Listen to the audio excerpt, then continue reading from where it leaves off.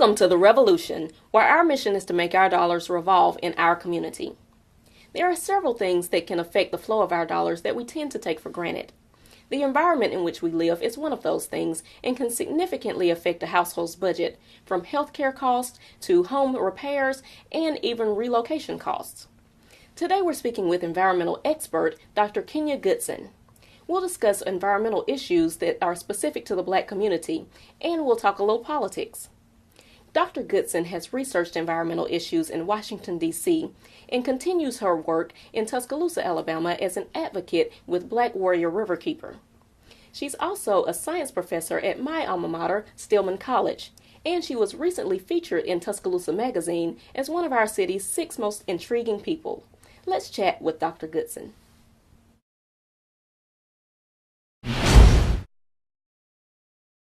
Welcome to The Revolution, Dr. Goodson. Thank you so much for inviting me. Yes, I really ma'am. appreciate it. So would you mind just telling the community a little bit about yourself? Well, first of all, good evening, everyone. My name is Dr. Kenya Goodson. I consider myself a community activist and educator. My area is in environmental engineering and environmental science. I like for people to be informed about what's going on in the community when it comes to politics, and also when it comes to our environment, because a lot of our community is very unaware of these issues. So I feel that I'm here to educate people, to answer any questions, and just to give knowledge about what's going on. Well, we are so glad to have you today. Okay. I really did just want to talk to you because I know you are involved in the community on a variety of levels. I know that your main thing is environmental science, so I wanted to talk to you about that first. I know the bulk of your research is in wastewater studies and trying to improve the quality of our water. So what exactly is the goal of your research? So right now, the goal of my research is for it to be used toward policy initiatives. My research was used in an EPA study when it looked at contaminants of concern in the environment. And so what I'm actually interested in is looking at how environmental pollution affects communities of color and other disadvantaged communities, and what can we do to actually implement policies around these issues. So that's kind of what I'm interested in, just trying to mesh in the policy and the science. So we definitely need more people like you who are trying to make positive strides within our own community, because that definitely is really needed right now. And we know that environmental issues, just like a lot of other issues, they are disproportionate in Black communities. We all have heard about the water crisis in Flint, Michigan that happened in 2014, and they still don't expect anything to be fully resolved until 2020. And just a couple months ago in December, we had a United Nations rep come to Alabama here, and he said that he saw poverty and water contamination in our Black Belt in Alabama that he hadn't seen anywhere else in the developed world. So why do you think that things like this happen disproportionately in the Black community, and what do you think we can do about it? So the Black Belt is an interesting community because it's mostly rural. They don't have a lot of strong infrastructure there in the Black Belt. Most of the people in that community, they're poor. They don't have the resources to really go after environmental polluters. And a lot of these polluters are, I won't call any names on air, but, they're, large utility companies, large companies, people that, have a lot of resources and money. Mm-hmm. So it's very hard for these communities to, really combat these individuals because they have a lot of resources that they don't have. Mm-hmm. And I think also our state governments are really complicit in this as well, because either they ignore what's going on, or for whatever reason they decide not to be involved. And, the job of our government is to keep us safe, mm-hmm. And they're supposed to implement regulation, and they're supposed to enforce regulations to make sure that all people are safe. And we don't really see as much of that in the Alabama Black Belt. And I've actually been out to some of these communities to kind of, see what's going on. And that's pretty much what the bulk of the issue is. Yes, and I'm glad that you brought up the economics, because that's plays into the next thing that I wanted to talk about. I know that a lot of people might be wondering why I'm talking about environmental issues on this show that's about black business and wealth, but I really want to look at the issue holistically. When you have environmental issues like this going on in communities like Flint and like the Black Belt that are really not wealthy communities, it really affects our ability to create generational wealth in those communities. So for one thing, people are literally getting sick and dying from the pollution in their community. So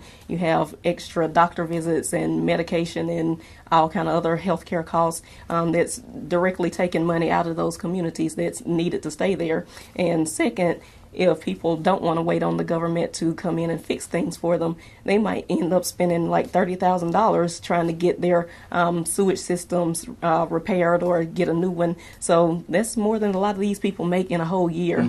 So it's kind of ridiculous. True. So with you having worked in Washington, D.C. on environmental issues, do you think that the government is doing enough to try to fix the issues in the black community, and also what do you think that we can do as a community to push the issue?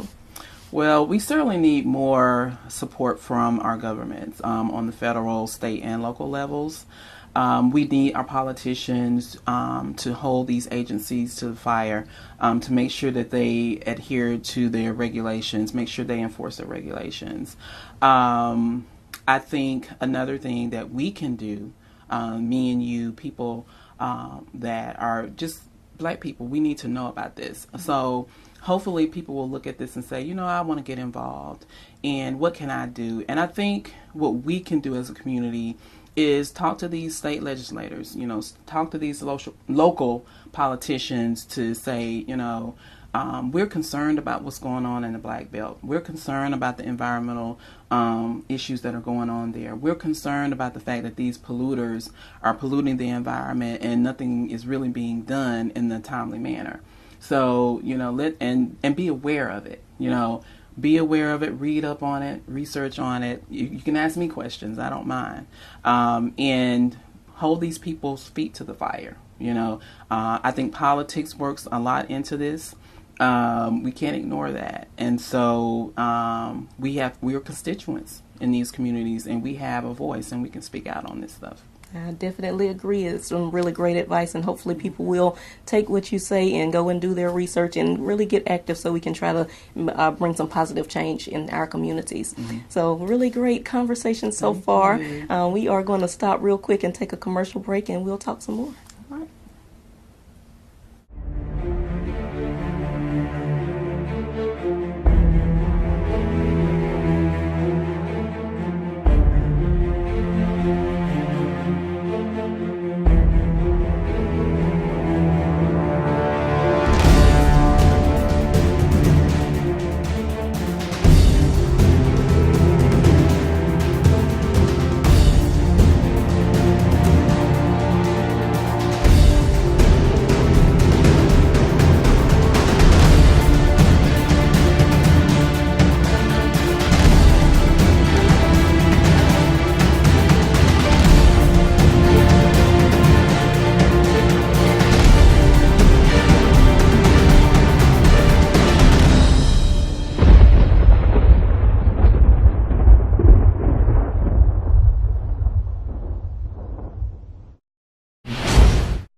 And we are back with Dr. Kenya Goodson. Before the break, we were talking about environmental issues and what we can do to try to push environmental issues to help the black community. And I did want to talk a little bit more with you about some other issues. I know that you are very involved in politics as well. You did a wonderful job working with the Doug Jones campaign in our last Alabama Senate race, and it definitely did pay off when he won in December. So we are very proud of that. So I know that a lot of people want to get involved in politics but don't really know what it's all about. So what did you learn from that experience working with that campaign? Oh, that's a really good question. I think that I didn't realize how much went into a campaign. you have to really engage the community.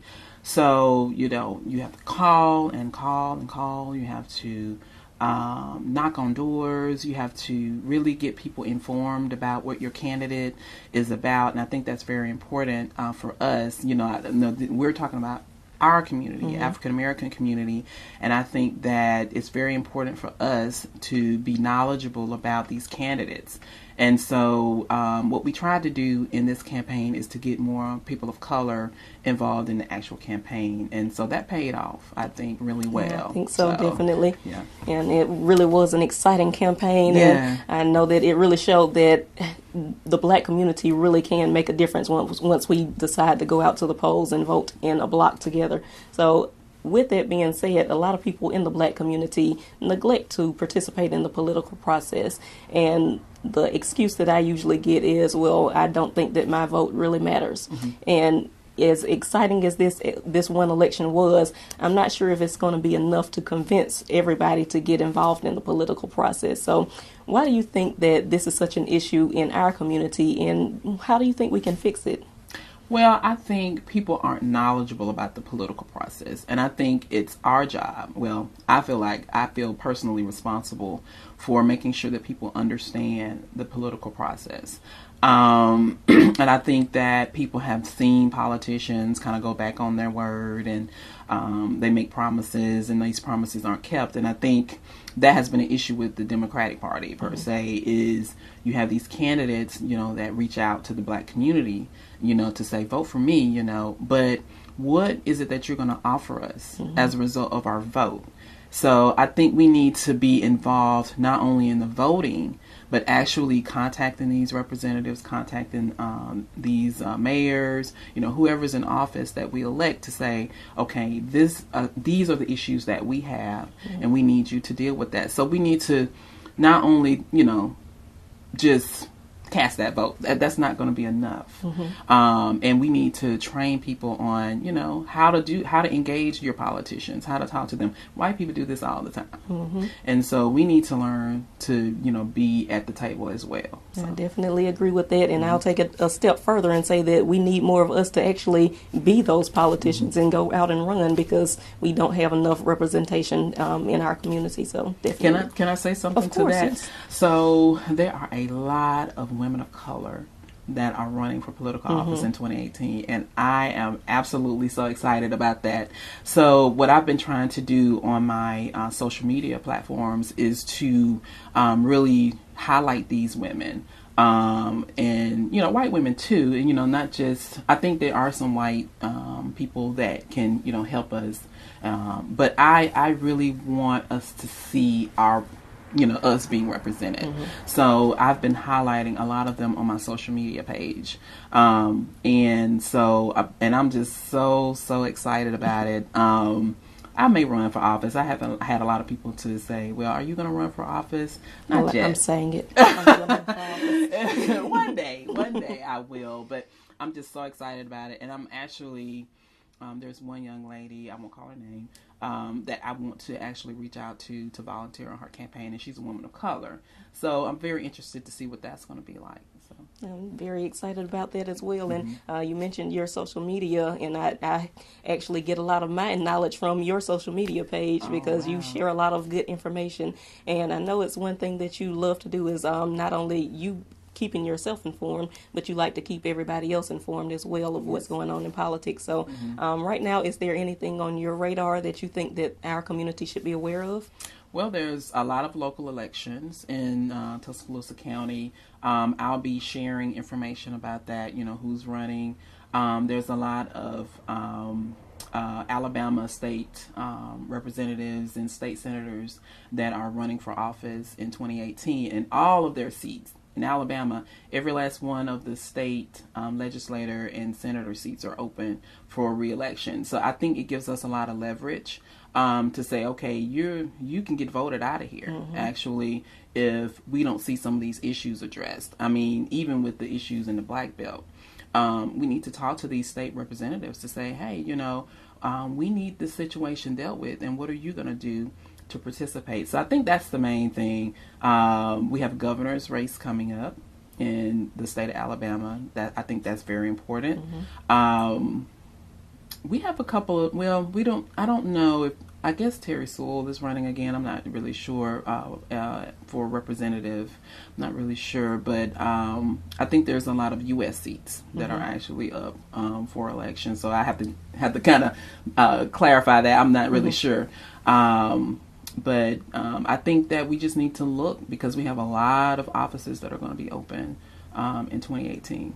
These are some exciting times ahead. Yes, it is. And I can't wait to get more involved in the political process myself this year, because I think that we all need to step our game up a little bit this year. Yes.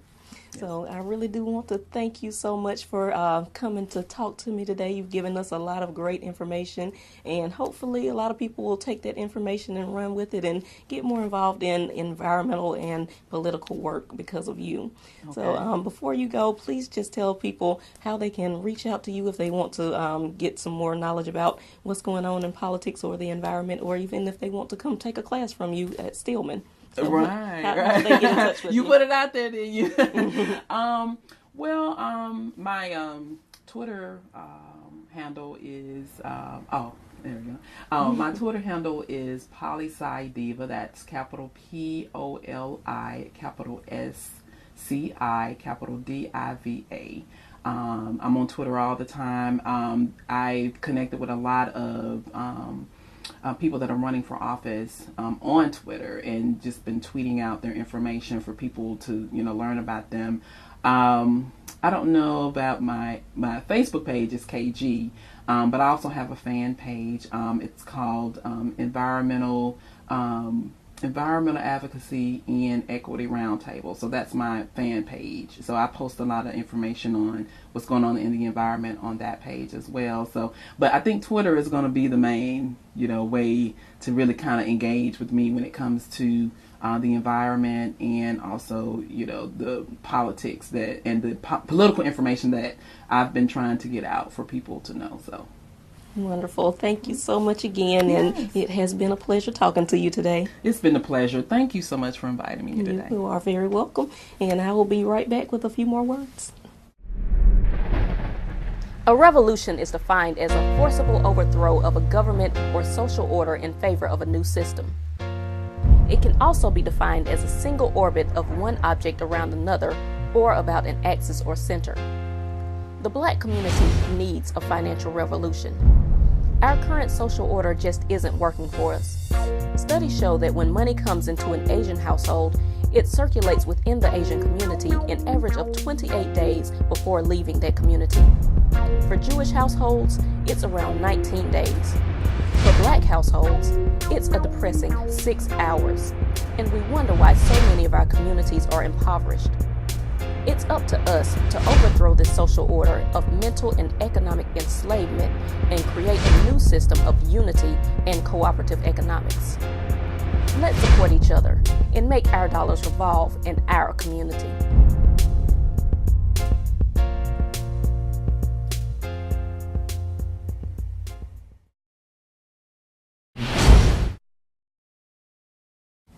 Taking an active interest in our environment is imperative to conserve the health and wealth of our community. Taking an active interest in the political process can ensure that we have politicians who advocate for the health and wealth of our community. I hope this episode of The Revolution inspires you to create positive change for this and future generations. Let's support each other and make our dollars revolve in our community. Hotep family.